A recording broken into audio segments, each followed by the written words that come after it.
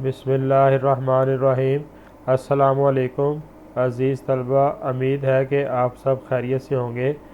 आपको आज के नए व्लॉग में हम खुशामदीद कहते हैं। जैसा कि आपको पता है कि 10th क्लास कंप्यूटर साइंस की हमने एक सीरीज़ स्टार्ट की हुई है। यूट्यूब चैनल है हमारा @सीक्रेट्स ऑफ टॉपर्स पर। तो डियर स्टूडेंट्स, जैसा कि जो पिछले लेक्चर्स हैं उनके अंदर हम पहले डिस्कस कर चुके हैं प्रोग्राम क्या होता है, प्रोग्रामिंग लैंग्वेजेस क्या होती हैं, प्रोग्रामर क्या होता है, कंपाइलर क्या है, तो रिजर्व वर्ड्स क्या होते हैं या कीवर्ड्स क्या हैं।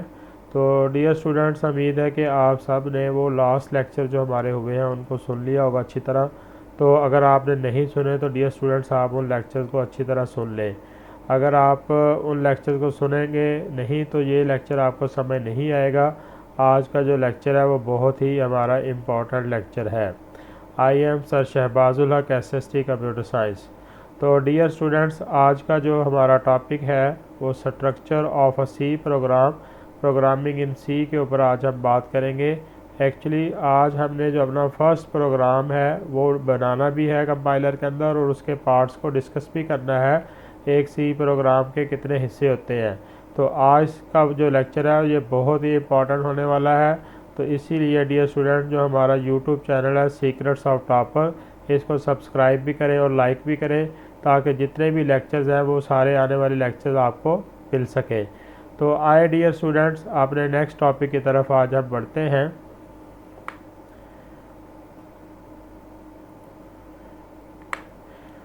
तो आज का जो हमारा टॉपिक है dear student, structure of a C programme.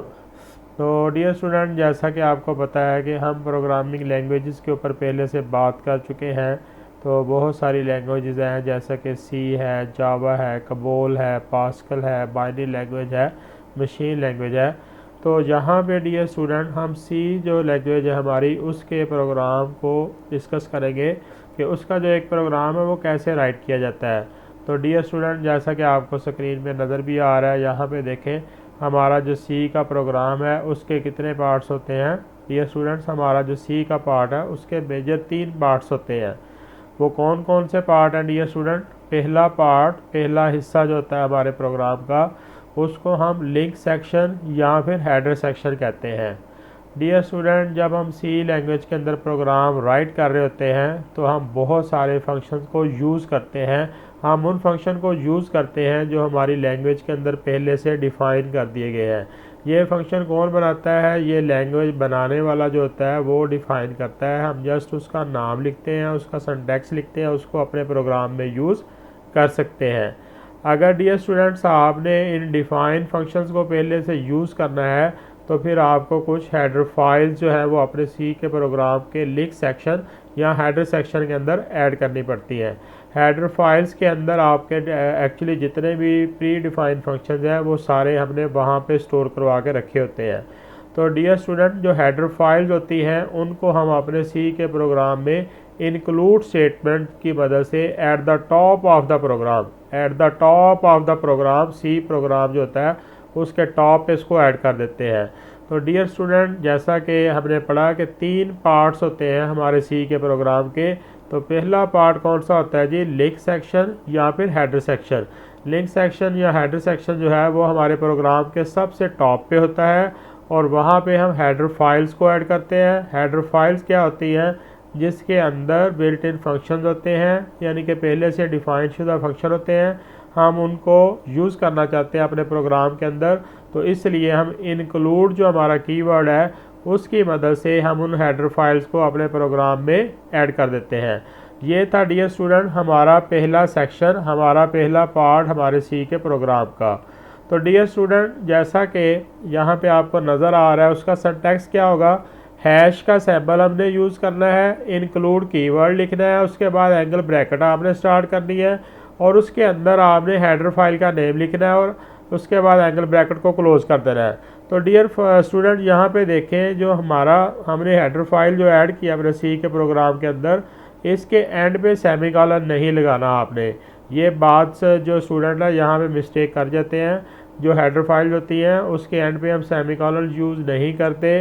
वैसे हम जब भी सी की जो स्टेटमेंट है उसको ऐड करेंगे तो डेफिनेटली हम जो सेमीकोलन का साइन यूज़ करते हैं। तो डियर स्टूडेंट, यहाँ पे एक हेडर फाइल का मैं डिस्कस करता चलूँ। stdio.h ये हमारी एक हेडर फाइल है जिसके अंदर इनपुट और आउटपुट के फंक्शन होते हैं। इनपुट वो फंक्शन होते हैं जिनकी मदद से हम अपने प्रोग्राम को कोई डाटा कोई वैल्यूज़ देते हैं, और आउटपुट फंक्शन वो होते हैं जो हमें डिस्प्ले करते हैं, जो हमें आउटपुट देते हैं, यानी कि जो हमारा रिज़ल्ट होता है उसको डिस्प्ले करवाने के लिए यूज़ होते हैं। जैसा कि डियर स्टूडेंट्स, हमने कोई मैथ के यानी कि फार्मूला वगैरह जो है, मैथमेटिक्स जो फंक्शन है उनको अपने प्रोग्राम में यूज़ करना है। तो जैसा कि SQRT है, अंडर रूट है, इस तरह के जो फंक्शंस होते हैं मैथमेटिक्स फंक्शन, उनको जब हम अपने प्रोग्राम में यूज़ करेंगे तो डियर स्टूडेंट हम एक हेडर फाइल ऐड करेंगे math.h। इसी तरह stdio.h, conio.h, dos.h, इस तरह बहुत सारी हेडर फाइल्स होती हैं डियर स्टूडेंट जिनके अंदर डिफरेंट फंक्शंस होते हैं। उन सब को हम हेडर फाइल वाला जो सेक्शन है हमारा, जो लिंक सेक्शन होता है प्रोग्राम का, टॉप का जो हमारा पार्ट होता है, वहाँ पे इनको ऐड करेंगे। तो stdio.h जो है इसके अंदर इनपुट और आउटपुट के फंक्शन होते हैं। math.h के अंदर जो है वो मैथमेटिक्स फंक्शन होते हैं जो हम अपने प्रोग्राम में यूज़ करेंगे। तो ये था पहला पार्ट डियर स्टूडेंट हमारे प्रोग्राम का। दूसरा पार्ट डियर स्टूडेंट कौन सा होता है? हमारा मेन सेक्शन होता है। मेन सेक्शन जो है बहुत ही इम्पॉर्टेंट होता है। हर सी का जो प्रोग्राम है उसका एक मेन सेक्शन होता है, जबकि डियर स्टूडेंट जो हेडर फाइल्स है वो तो एक से ज़्यादा हो सकती है क्योंकि हमने बहुत सारे फंक्शन यूज़ करने हैं, मगर जो हमारा मेन फंक्शन है वो सिर्फ एक ही होगा, और यहाँ से हमारा जो स्टार्टिंग पॉइंट ऑफ एग्जीक्यूशन है वो स्टार्ट होता है। तो मेन आपने सिर्फ एक ही फंक्शन यूज़ करना है डियर स्टूडेंट, और ये दूसरा इंपॉर्टेंट पार्ट होता है हमारे सी के प्रोग्राम का। तो तीसरा जो इम्पॉर्टेंट पार्ट होता है वो होता है body of a main function is enclosed इन करली ब्रेसिस। ये हम करली ब्रेसिस के अंदर लिखते हैं, यानी कि ये दरमियानी ब्रैकेट से लिखते हैं। एक स्टार्ट वाली दरमियानी ब्रैकेट है और एक एंड वाली है। इसके अंदर आप जो भी लिखेंगे करली ब्रेसिस के अंदर वो बॉडी ऑफ मेन फंक्शन होगा। उसके अंदर डियर स्टूडेंट्स आपने बहुत सारी स्टेटमेंट्स लिखनी है, वो सेट ऑफ इंस्ट्रक्शन लिखनी है जो किसी प्रोग्राम को एग्जीक्यूट करवाने के लिए हम राइट करते हैं, जो सॉफ्टवेयर बनाने के लिए सेट ऑफ इंस्ट्रक्शन लिखते हैं। जैसा कि डियर स्टूडेंट हमने एक आउटपुट फंक्शन लिखा हुआ है printf हेलो वर्ल्ड, हम इसको प्रिंट करवाना चाहते हैं। तो डेफिनेटली printf जो है ये एक हमारा बिल्ट इन फंक्शन है, पहले से प्री डिफाइंड फंक्शन है, बना हुआ फंक्शन है। ये क्या करता है, ये जो भी इन्वर्टेड कॉमास के अंदर आप टेक्स्ट लिख देते हैं उसको एज इट इज़ कंप्यूटर की स्क्रीन पे डिस्प्ले कर देता है। तो printf फंक्शन जो है ये हमारा एक प्री डिफाइंड आउटपुट फंक्शन है, जो इन्वर्टेड कॉमास के अंदर आप जो भी लिखेंगे डियर स्टूडेंट, जो भी टेक्स्ट होगा उसको आपकी स्क्रीन के ऊपर डिस्प्ले कर देगा। तो ये तीसरा पार्ट था आपका body of a main function. तो यहाँ पे एक्चुअली हम वो स्टेटमेंट्स लिखते हैं जो काम हमने उस प्रोग्राम से लेना होता है। तो डियर स्टूडेंट, जैसा कि आपको पता है आज हम कंप्यूटर का जो सी लैंग्वेज का हमारा प्रोग्राम है उसके पार्ट्स के बारे में बात कर रहे हैं। तो डियर स्टूडेंट तीन पार्ट्स थे। पहला पार्ट था हमारा लिंक सेक्शन या हेडर सेक्शन, दूसरा सेक्शन था हमारा मेन सेक्शन, और तीसरा पार्ट था हमारा body of a main function. तो आइए डियर स्टूडेंट्स हम एक इम्पॉर्टेंट नोट को डिस्कस कर लेते हैं। Following points must be kept in mind. कुछ चीज़ें आपने अपने माइंड में रखनी है, जैसा कि पॉइंट नंबर 1 है sequence of statement in a C language program should be according to the sequence in which we want our program to be executed. Dear student, ये जो सीक्वेंस की तरतीब, स्टेटमेंट्स की जो तरतीब है, इनको आपने इस तरतीब से लिखना है जिस तरतीब से आप उनको एग्जीक्यूट करना चाहते हैं। यानी कि स्टेटमेंट नंबर 5, 10 जो भी आपने तरतीब रखनी है, जिस स्टेटमेंट को पहले एग्जीक्यूट करना है वो पहले लिखें, जिसको बाद में एग्जीक्यूट करना चाहते हैं उसको बाद में लिखें।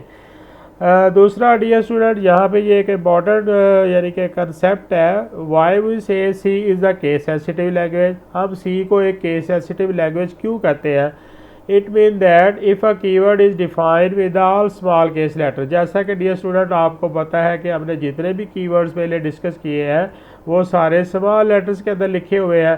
जैसा कि INT लिखा हुआ है, ये हमें नज़र भी आ रहा है स्क्रीन पे डियर स्टूडेंट, ये देखें INT। अगर आप इसको लिख देते हैं कैपिटल INT तो आपने जो कीवर्ड था उसका लेटर जो पहला था उसको चेंज कर दिया। तो ये कुछ और यानी कि इसका मतलब बन जाता है। तो डियर स्टूडेंट, INT स्मॉल जो है ये कीवर्ड है, कैपिटल INT ये कुछ और चीज़ बन जाती है।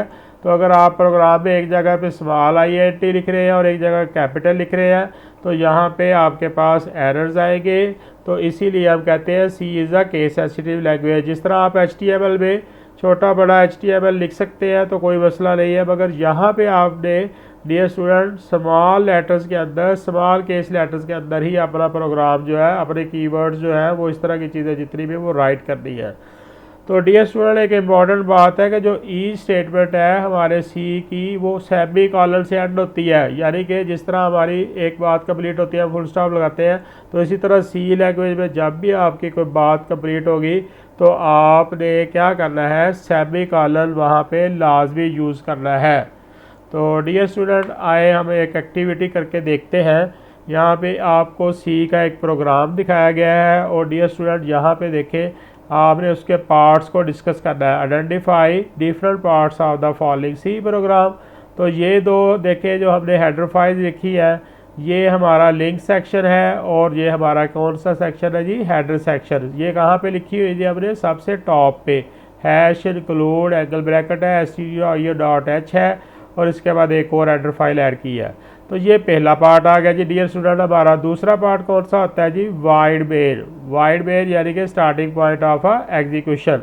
तीसरा पार्ट कौन सा होता है dear student, body of a main section. ये देखें curly bracket starting curly bracket है और ये वाली जो कर्ली ब्रैकेट है ये एंडिंग है। इसके अंदर डियर स्टूडेंट हमने एक स्टेटमेंट लिखनी है, प्रिंट एफ। ये स्टेटमेंट क्या करेगी, ये टेक्स्ट जो आपने इन्वर्टेड कॉमास के अंदर लिखा हुआ है इसको एज इट इज़ जो है वो स्क्रीन के ऊपर डिस्प्ले करेगी और सेमीकोलन का मतलब है ये बात हमारी कंप्लीट होगी। इसी तरह हम गेट ch फंक्शन भी यूज़ करेंगे जो ये हमारा जो टेक्स्ट है, ये जो कंटेंट है इसको स्क्रीन के ऊपर डिस्प्ले करे। तो डियर स्टूडेंट, उम्मीद है कि आज के लेक्चर की आपको समझ आ रही होगी। तो डियर स्टूडेंट, ये जो एक्टिविटी है 1.4, अब हम इसको अपने कंपाइलर के थ्रू करके भी देखते हैं कि हमारा कंपाइलर जो है वो कैसे इसको रन करता है और इसके आउटपुट कैसे निकालते हैं। तो ये डियर स्टूडेंट आपने प्रैक्टिकल भी करना है, तो मैं आपको करके दिखा देता हूँ। तो आए डियर स्टूडेंट हम प्रैक्टिकल की तरफ बढ़ते हैं। तो डियर स्टूडेंट, यहाँ पे जैसा कि हमारे सामने हमारा सी का कंपाइलर जो है वो ओपन है और हमने एक्टिविटी 1.4 जो है उसका एक प्रोग्राम राइट किया हुआ है। डियर स्टूडेंट देखें, ये कमेंट्स लिखा मैंने, activity 1.4 C program identify different part of a C program. तो ये हमारा देखें लिंक सेक्शन और मेन सेक्शन आ गया डियर स्टूडेंट। यहाँ पे हमने हेडर फाइल्स ऐड की हुई है, हैश इंक्लूड stdio.h है, हैश इंक्लूड callio.h। ये हमारा यानी कि लिंक सेक्शन आ गया, जो हेडर सेक्शन जिसको हम कहते हैं first part of a C program. तो दूसरा देखें डियर स्टूडेंट, यहाँ पे हमारा वाइड मेन आ रहा है। वाइड मेन का मतलब क्या है कि ये हमारा दूसरा पार्ट है और हर सी के प्रोग्राम के अंदर एक जो है वो मेन फंक्शन जो है वो मस्ट होता है। तो डियर स्टूडेंट, ये दूसरा पार्ट जो हमारा है वो मेन सेक्शन होता है और तीसरा पार्ट देखें यहाँ से कर्ली ब्रैकेट स्टार्ट हो रही है और यहाँ पे एंड हो रही है। इसके अंदर हमने बहुत सारी स्टेटमेंट्स लिखी हुई हैं, वो काम हमने करवाने हैं जो इस प्रोग्राम के अंदर हम यानी कि जो हमारा मकसद हम यहाँ पे कुछ स्टेटमेंट्स लिखेंगे यानी कि इंस्ट्रक्शन लिखेंगे। तो हमने एक यहाँ पे बिल्ट इन फंक्शन यूज़ किया हुआ है CLR SCR। ये function clear the screen of the monitor इसलिए हम यूज़ करते हैं। प्रिंट एफ ये आउटपुट डिस्प्ले करता है मॉनिटर के ऊपर, जैसे कि हमने लिखा हुआ I am a student of class 10। ये बात हमारी कंप्लीट हो गई। गेट ch फंक्शन यूज़ किया, उसके बाद हमने कर्ली ब्रैकेट जो को क्लोज़ किया।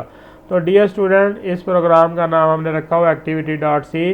तो अब देखिए हम इसको डियर स्टूडेंट कंपाइल करते हैं तो उसकी शॉर्टकट की है Alt+F9। तो डियर स्टूडेंट, इसके अंदर किसी तरह का कोई एरर नहीं है। तो अब हम इसको रन करके देखते हैं, उसकी शॉर्टकट की है Ctrl+F9। तो डियर स्टूडेंट, ये देखें जैसा कि आपकी कंसोल स्क्रीन पे आउटपुट नज़र आ रही है, I am a student of 10th class. तो ये था डियर स्टूडेंट आपकी एक्टिविटी 1.4। तो इस तरह डियर स्टूडेंट आप भी अपने अपने कंपाइलर्स के ऊपर ये प्रोग्राम जो लिख सकते हैं। सबसे पहले आपने देखा, हमने लास्ट लेक्चर के अंदर डिस्कस भी किया कि एक कंपाइलर क्या होता है, उसको इंस्टॉल करके देखा, फिर उसके अंदर हमने कुछ प्रोग्राम्स बना के देखे थे। तो आज जो था डियर स्टूडेंट हमारा पहला प्रोग्राम था जो आज हमने आपसे डिस्कस किया। तो डियर स्टूडेंट, उम्मीद है कि आपको लेक्चर की समझ आई होगी कि हम कैसे सी का प्रोग्राम जो है वो लिख सकते हैं। तो सी के प्रोग्राम के हिस्से भी हमने देख लिए। तो डियर स्टूडेंट, इसी तरह ये जितने भी आपके लेक्चर हैं, ये हमारा जो चैनल है यूट्यूब के ऊपर सीक्रेट्स ऑफ टॉपर, उसके अंदर हमने एक प्लेलिस्ट रखी हुई है 10th क्लास कंप्यूटर साइंस के नाम की। वहाँ पे सीरीज़ वाइज, तरतीब वाइज हमने यहाँ पे तमाम लेक्चर स्टोर करवाए हुए हैं। तो डियर स्टूडेंट्स, अपना ख्याल रखिएगा और हमारे चैनल को लाइक करते रहें और सब्सक्राइब करते रहें, ताकि हम आपको मज़ीद ज़्यादा अच्छी से अच्छी वीडियो जो है वो दिखा सकें।